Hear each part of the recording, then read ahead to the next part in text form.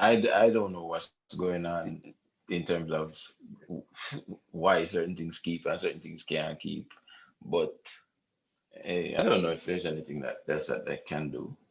I kind of just want them make supermarket open like later. If we're a bit honest. Welcome, Sports Nation, to Sports DTM, the sports channel where we call sports down the middle.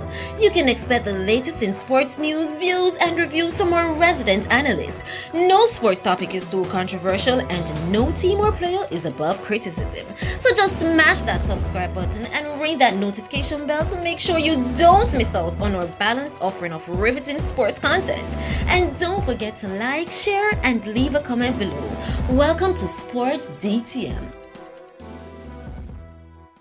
Greetings, Sports DTM fans, and welcome to another episode of Sports Down the Middle, the channel of undiluted sports content. We have a very special one for you today. In our virtual studio, we have sprinter Julian Forte. Julian, welcome to Sports DTM virtual studio, sir. Yeah, man, thanks for having me. And let us get right into it. Everyone who comes on the channel, we ask them favorite team, favorite sport, and so on. So we're going to ask you the same thing. What's your favorite team? Like maybe jacks, cricket, football, rugby. So my favorite sport is actually basketball. My favorite team in basketball is the Lakers. I've been for a while, since Kobe days. I like football as well. I used to play in high school. So track and field probably fall third on the list, and it's probably just because I do it. Okay, you think the Lakers can win? Well, they won last year, so why not? And which position you used to play in football? I used to play anywhere from left link, center forward. I used to play a lot of different attacking positions. I just never usually play a lot of defensive positions. So I'd be like in the midfield or in the attack. Okay, so you don't support any English Premier League team or international football teams? Oh, Jesus. I probably shouldn't have asked. Well, tell us a little about yourself, Julian. Well, where you want to know? Where you born? Where you born, or you got involved in track and field? University attend and something. So, born and raised Kingston, Jamaica. I always had a love for sports, so I got involved in sports from a young age. From prep school days, I went to Vaz Prep. At Vaz have a rich, sports background and sports culture. So I got involved in track and field as well as football from that time, and then transitioned to Wilmers where I continued doing both.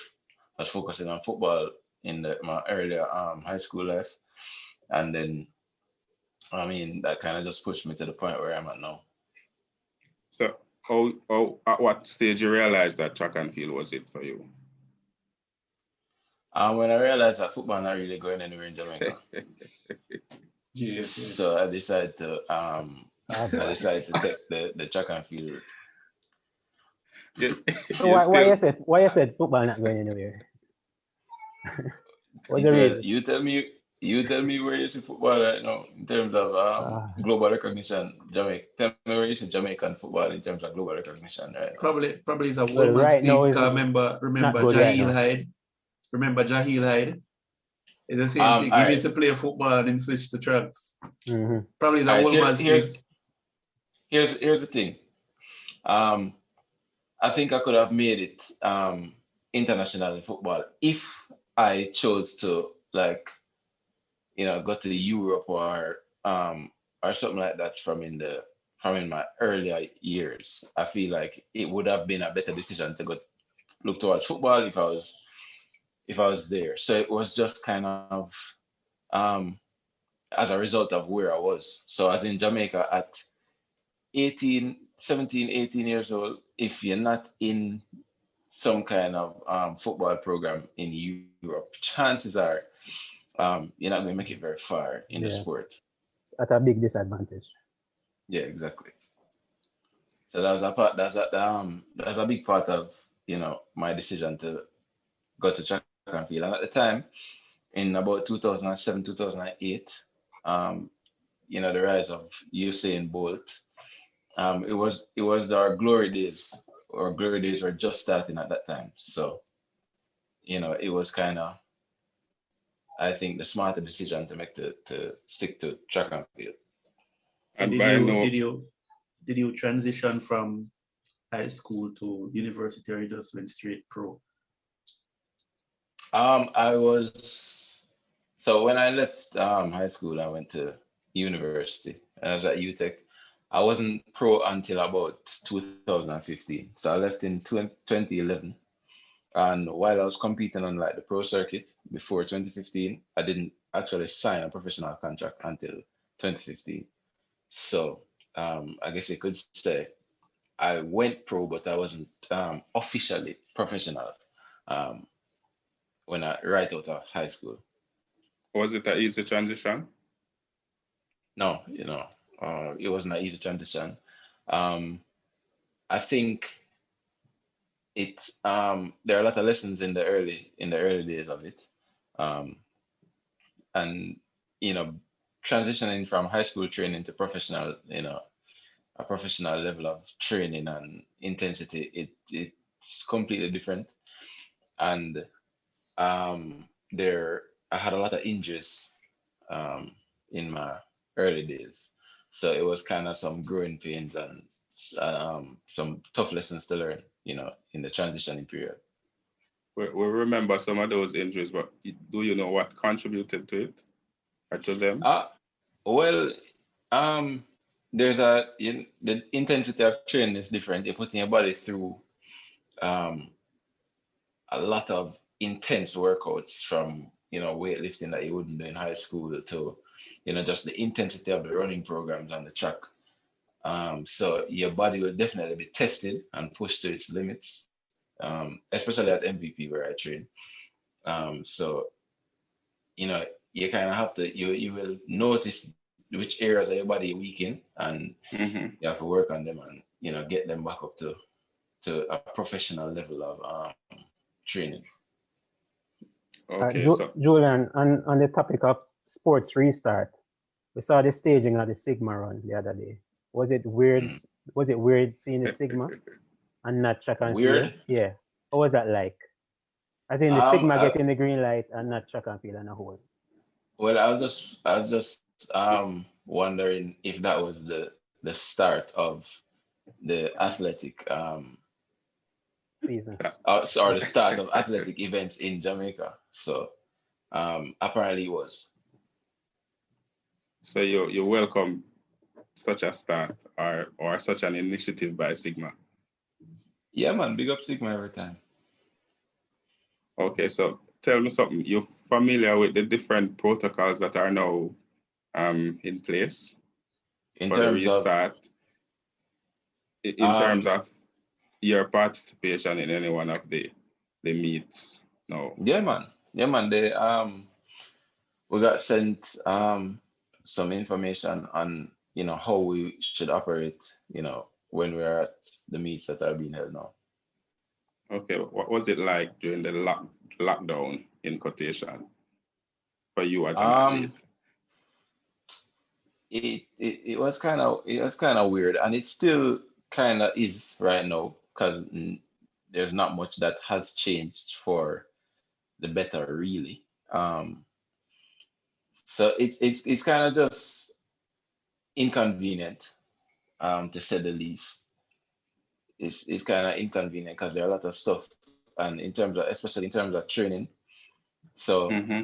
we train multiple times for the day, and obviously you want to rest in between training, and when we finish at a certain time of the night, it probably kind of rough to if I need to stop at the supermarket to pick up something, or everywhere I lock at a certain time, and it kind of just inconvenient. So that's my major issue that I have with like the lockdown, as I said.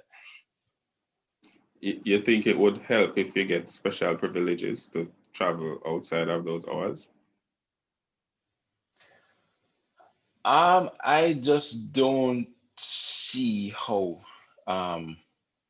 moving curfew from 8 o'clock to 6 o'clock, or from 10 o'clock to 8 o'clock, I should say, is a major benefit, because there are a lot of things that still happen, that could spread it, that's not being stopped. So, I mean, I don't know. I'm just actually extremely happy that I can get to compete, because that's a major part of our preparation for the Olympics. So, I'm just grateful that we're actually getting a chance to compete right now. But there are a lot of things that I don't really understand about it. Maybe I'm not educated enough to know. But yeah.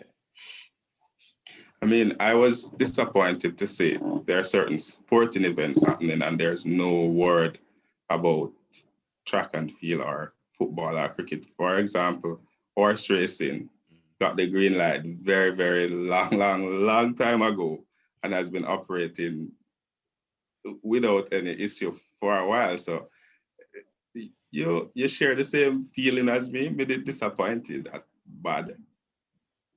Well, the thing is, I've noticed that we had the green light to keep a series of meets last year. So we were able to compete up. We were able to compete in the summer last year.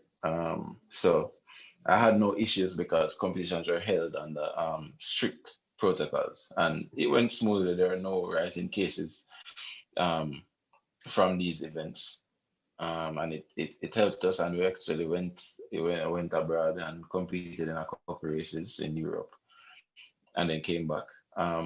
But um, I don't know what's going on in terms of why certain things keep and certain things can't keep. But hey, I'm not a part of the government or the ministry of health. Well, how different is it to compete with? I think I saw the persons running in different, like two persons running, one in lane 8 and one in lane 7, or one in lane 8 and one in lane 1.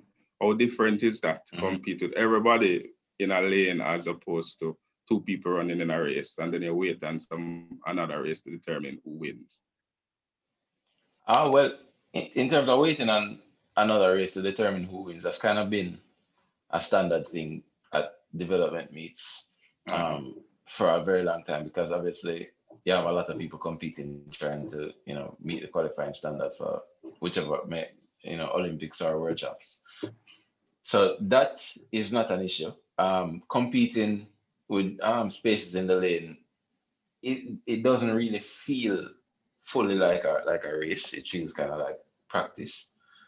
But in the times that we're in, you kind of have to take the liquor away and get to make use of it, So with somebody closer to in a lane beside you, it gives you that drive to run even faster. I don't know if it necessarily gives you the drive to run faster, but it definitely gets you competitive energy flowing. So it feels a little different. It's not something that you can kind of explain. You can kind of just feel it. Okay. So, but as it relates to the restart, is there anything that the authorities need to do differently to make it easier for the athletes? I don't know if there's anything that they can do. I kind of just want them make supermarket open like later. If I'll be honest. Yeah, hungry when you don't know. Rah. Enough time. Supermarket and food places need to have a little they need to have a special operation license or something. There you have it, Sports DTM fans, a chat with Julian Forte on the restart of sports in Jamaica. Let us hear your comments in the comment section below. Like, subscribe, share, tell a friend to come and join the Sports DTM family.